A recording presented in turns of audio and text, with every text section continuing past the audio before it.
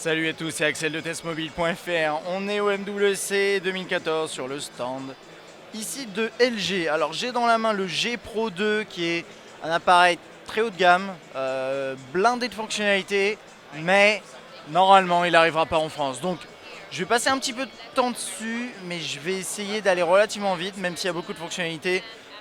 Concrètement, au niveau des specs, qu'est-ce qu'on a? On a un quad-core, c'est un Snapdragon 800 quad-core 2,26 GHz. On a un écran 5.9 pouces, c'est du Full HD IPS, 32 Go. Enfin, il y a deux versions, 32 Go ou 16 Go. Mémoire interne, 3 Go de RAM, 3200 mAh au niveau de la batterie, un appareil photo 13 mégapixels avec OIS, stabilisation optique. Il filme en 4K et il tourne sur Android KitKat. Et voilà, c'est tout. En gros, dans les grandes lignes, on ne connaît pas encore le prix. Il arrivera en Corée bientôt. Mais le prix n'a pas été... Je pense qu'il a peut-être été communiqué, mais on l'a pas pour l'instant. Mais c'est pas forcément dramatique. Ok.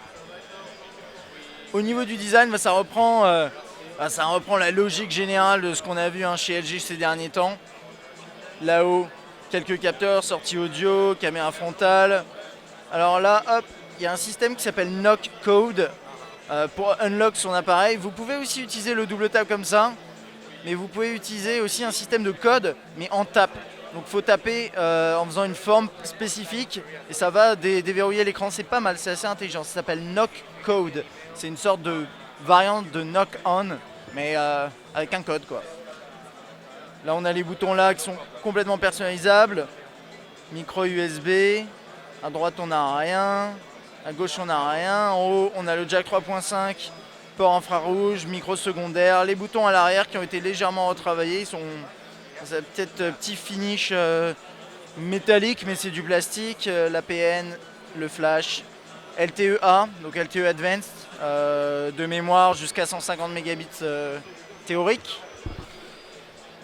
Après au niveau de l'interface, c'est classique, hein. C'est du classique chez LG. On n'a pas encore publié notre test du G-Flex, ou je crois que si on a publié notre vidéo du G-Flex, ça ressemble beaucoup à cela près qu'il y a quelques petits trucs différents, comme ça, qui permet d'afficher une petite fenêtre, parce que l'écran est énorme, donc il y a besoin d'utiliser il y a potentiellement besoin d'utiliser cette fonctionnalité. On a également ici donc la possibilité de filmer en 4K, ça c'est dans les paramètres. On a aussi Magic Focus. Alors, je vais essayer de vous montrer ça, vous n'allez pas voir ce que je prends en photo.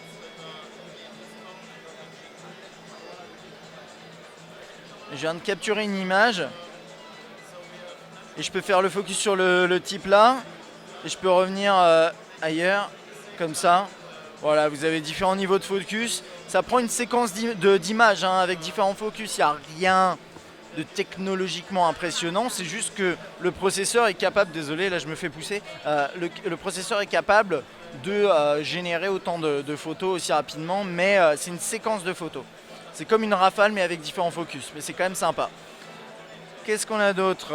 Hop, on va rentrer dans les paramètres. Alors là on a pas mal d'applications liées au marché coréen, genre par exemple U2 Box. Juste pour savoir, ceux qui ne savent pas, alors je sais plus comment ça s'appelle LG U, c'est un opérateur en fait qui est géré par LG et qui est coréen, juste pour info.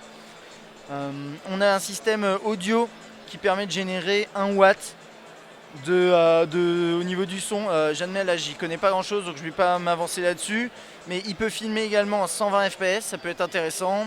Et on a également, ça se voit pas là, mais apparemment un flash qui a eu un traitement pour être plus doux, plus naturel. Et après il y a bien sûr Magic Focus, on a Q-Voice, tout ce qui est lecteur musical. Voilà, bon ça c'est classique, hein. Pas forcément m'éterniser, mais c'est un bel appareil, super haut de gamme.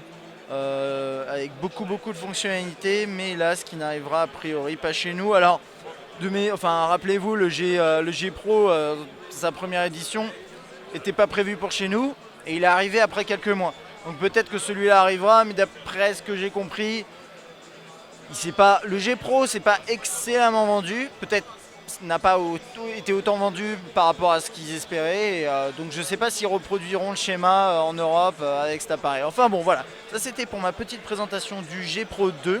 Si vous avez des questions n'hésitez pas, à bientôt.